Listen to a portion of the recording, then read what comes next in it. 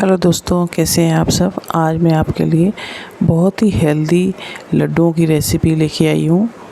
तो इसके लिए मैंने एक कढ़ाई पर रख दी है गैस पे और हल्की हल्की गर्म हो गई है। तब मैंने इसमें अलसी के बीज डाल दिए। लगभग ये 200 ग्राम अलसी के बीज हैं। ये जब तक चटकेंगे तब तक हम इसको जो है इसी तरीके से ड्राई रोस्ट करेंगे। धीमी आंच पे ही इनको ड्राई रोस्ट करना होता है, नहीं तो ये ऊपर ऊपर से जल जाएंगे और अंदर पक नहीं पाएंगे। जब ये चटकने लगते हैं तब हम इसको निकाल लेंगे। अब यहाँ पर मैंने थोड़े से कद्दू के बीज डाल दिए हैं। लगभग 100 ग्राम कद्दू के बीज हैं ये। इसको भी बिल्कुल धीमी आंच पे हम लोग चटकाएंगे। बहुत ही हेल्दी लड्डू की रेसिपी है ये। आपके अगर बालों में दिक्कत है, स्किन में दिक्कत है, तो इस तरीके के लड्डू आप रेसिपी ज़रूर ट्राई कीजिएगा। अब मैंने यहाँ पर सूरजमुखी के बीज को भी ड्राई रोस्ट कर लिया है। अब यहाँ पे मैं तरबूज के बीज डाल रही हूँ। बहुत ही अच्छी और सस्ती रेसिपी है ये। बहुत ज़्यादा इसमें हाई फाई इंग्रेडिएंट्स नहीं पड़े हुए हैं। खरबूजे के बीज आप डालेंगे तो काफ़ी महंगे होते हैं, इसलिए यहाँ पर देखिए तरबूज के बीज का इस्तेमाल कर रही हूँ। और न्यूट्रिशन वगैरह उतने ही अच्छे मिलते हैं इसमें भी। अब ये भी जब चटक जाएंगे तब इसको हम निकाल लेंगे।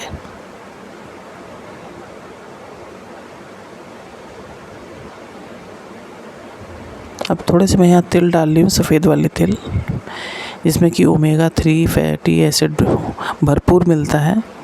तो इसको ज़रूर डालिएगा आप।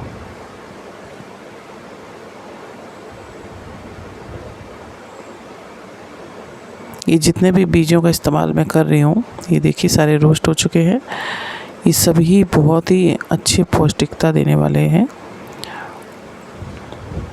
अब मैं यहाँ पर थोड़े से देसी घी डाल के यहाँ पर आमंड्स डाल रही हूँ। बादाम और अखरोट दोनों को मैं इस तरीके से हल्का सा रोस्ट करेंगे।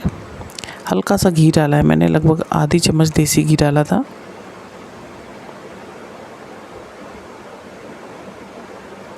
अब इसी कढ़ाई में हम अखरोट को भी जो है फ्राई कर ले रहे हैं।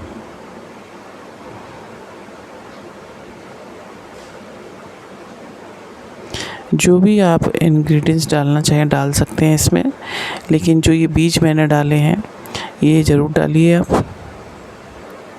स्किन है, बाल है और मोनोपोज की दिक्कत होने लगती है, उन लेडीज़ को भी ये लड्डू ज़रूर ट्राई करने चाहिए।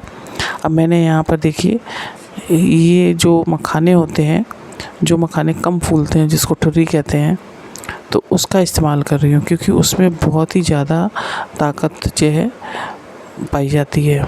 तो उस ठुर्री का इस्तेमाल मैं यहाँ पर कर रही हूँ। देसी घी डाल के मैंने उसको फ्राई कर लिया है। अब थोड़ा सा मैंने यहाँ पर ऑयल डाल के ये देखिए गोंद डाल दिया है। गोंद को फ्राई करने में घी थोड़ा सा ज़्यादा लगता है, घी या रिफाइंड जो भी आप इस्तेमाल करना चाहें।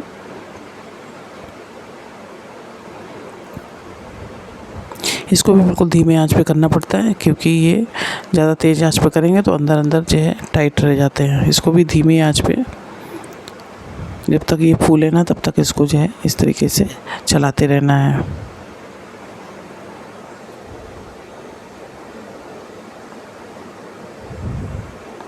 यहाँ पे मैंने थोड़े डेट्स डाल दिए। अब थोड़ा सा इसमें मैं पानी डालूँगी, क्योंकि ये थोड़े से ज़्यादा ही ड्राई से लग रहे हैं। अब इसी में मैं थोड़ी चीनी डाल दूँगी, जिससे इसकी एक चाशनी बन जाएगी। चीनी देखिए मैंने बहुत ज़्यादा नहीं ली है, क्योंकि यहाँ पर जो ये मैंने खजूर लिए हैं उसी की मिठास काफ़ी होगी। अब इसको खौलने देंगे तो ये डेट्स भी, हमारे जो खजूर हैं, सॉफ्ट हो जाएंगे और हमारी चीनी भी घुल जाएगी।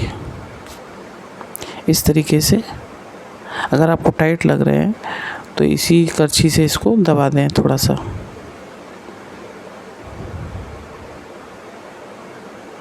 या फिर आप अलग से मिक्सी में इसको ग्राइंड कर सकते हैं। अभी सारे जो है ठुर्री है इसको पहले मैं ग्राइंड कर ले रही हूँ, और सारे बीज भी रखे हैं उनको भी मैं बीच बीच में इस चाशनी को भी चलाते रहेंगे।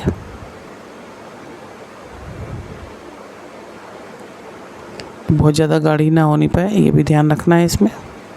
इस तरीके से ये दबा देंगे तो खजूर भी सॉफ्ट हो जाएंगे। और ये देखिए ठुर्री का बिल्कुल जो है पाउडर बन गया है यहाँ पर। और ये चाशनी की भी जो है गैस मैं ऑफ कर दे रही हूँ।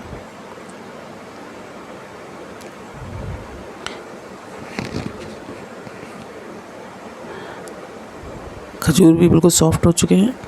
अब और भी बीज है, जैसे अलसी है, कद्दू के बीज है, सूरजमुखी के बीज, तिल वगैरह है, तो ये सब चीज़ों को ग्राइंड कर ले रहे हैं, एक पाउडर फॉर्म में बना लेंगे इसको। ये देखिए इस तरीके से सभी चीज़ों का मिक्स करके पाउडर बन गया है। अब एक बर्तन में इन सभी चीज़ों को डालते जाएंगे, जिससे कि अच्छे से सभी चीज़ें आपस में मिक्स हो जाएंगी।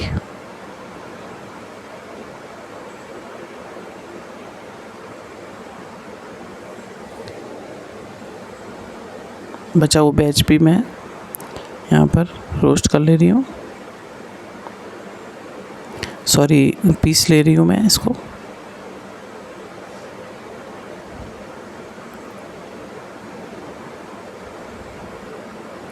इसी बीजों में ये हम ड्राई फ्रूट्स अपने डाल देंगे। गरी वगैरह मैं नहीं डाल रही हूँ, क्योंकि गरी से थोड़ा सा ज़्यादा दिन अगर लड्डू रखे रहेंगे तो महक जाते हैं फिर, इसलिए मैं गरी का इस्तेमाल यहाँ नहीं कर रही हूँ। और ये जो गोंद है इसको मैं पीस नहीं रही हूँ। देखिए इसी तरीके से काफ़ी अच्छे से फूल जाते हैं, तो हाथ से मिसल के आप डाल दीजिए, तो उसी में जो है काफ़ी अच्छा टेक्सचर आता है लड्डू को खाने में फिर। और सभी चीज़ों को मैं देखिए इस तरीके से अच्छे से मिक्स कर ले रही हूँ कि सभी जो है इंग्रेडिएंट्स जो है आपस में अच्छे से मिक्स हो जाएं, और गोंद वगैरह भी है अच्छे से मिक्स हो जाए। गोंद हड्डियों के लिए बहुत ही फ़ायदेमंद चीज़ होती है। अब ये चाशनी और ये डेट्स का जो है मिश्रण है, मैं इसको धीरे धीरे इसमें मिक्स करूँगी। काफ़ी गर्म होती है चाशनी, तो इसमें इस तरीके से थोड़ा थोड़ा डाल के ही थोड़े थोड़े लड्डू बनाऊँगी। इकट्ठी पूरी चाशनी नहीं डालूँगी मैं यहाँ पर, थोड़ी थोड़ी डालूँगी। अब एक प्लेट तैयार कर ली मैंने घी लगा के। अब यहाँ लड्डू बांधना शुरू करती हूँ, देखते हैं लड्डू बनते हैं कि नहीं बनते, नहीं तो फिर और चाशनी डालेंगे। ये देखिए लड्डू अच्छे से बनने लगे हैं। रोज़ सुबह ये आप दूध के साथ एक लड्डू खाएं तो काफ़ी हड्डियाँ मजबूत होती हैं। और जो बच्चे बढ़ रहे हैं, ग्रोइंग एज है, उनको भी आप दे सकते हैं, अगर उनको अच्छे लगते हैं तो ये बहुत अच्छी बात है, तो उनको ये लड्डू दीजिए। और लेडीज़ के लिए तो बहुत ही फ़ायदेमंद ये लड्डू है, क्योंकि एज जैसे जैसे बढ़ती जाती है कैल्शियम की कमी होती जाती है, और भी चीज़ें शरीर में कम होती जाती हैं, तो उनके लिए ये लड्डू बहुत ही ज़्यादा फ़ायदेमंद है। तो आप लोग इस रेसिपी को ज़रूर ट्राई कीजिए और सुबह सुबह एक लड्डू ज़रूर खाइए।